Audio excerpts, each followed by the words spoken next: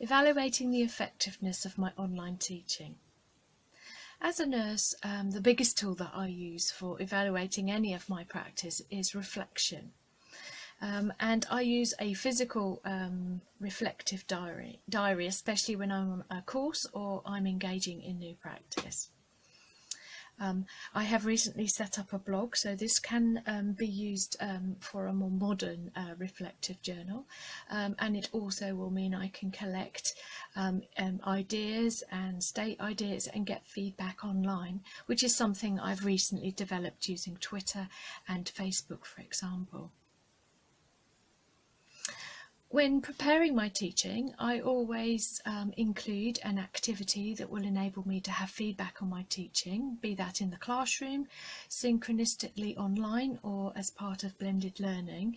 And I ask the students to perhaps consider what they've learned, so I can see whether they've picked up on the key elements of the activity, or ask them to evaluate what they would rather change, what they didn't like, which is always useful.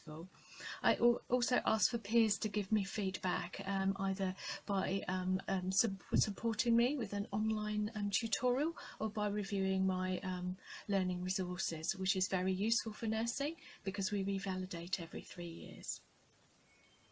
Although some survey tools are useful, I also use online quizzes, and started to use Kahoot, for example, which the students have given a lot of positive feedback around. They find it fun, but it also enables me to see if they've done the preparation for the session.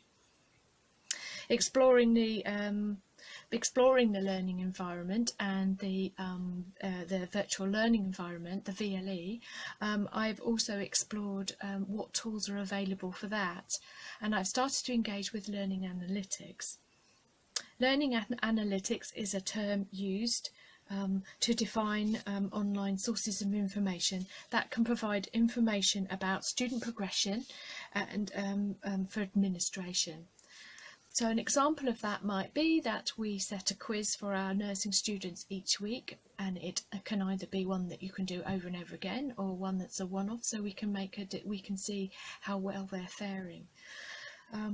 By setting up the tracking, we can then see whether students are engaging in the first place and how well they're doing, and that then enables us to increase the effectiveness of our teaching by creating new learning activities for students that perhaps are struggling.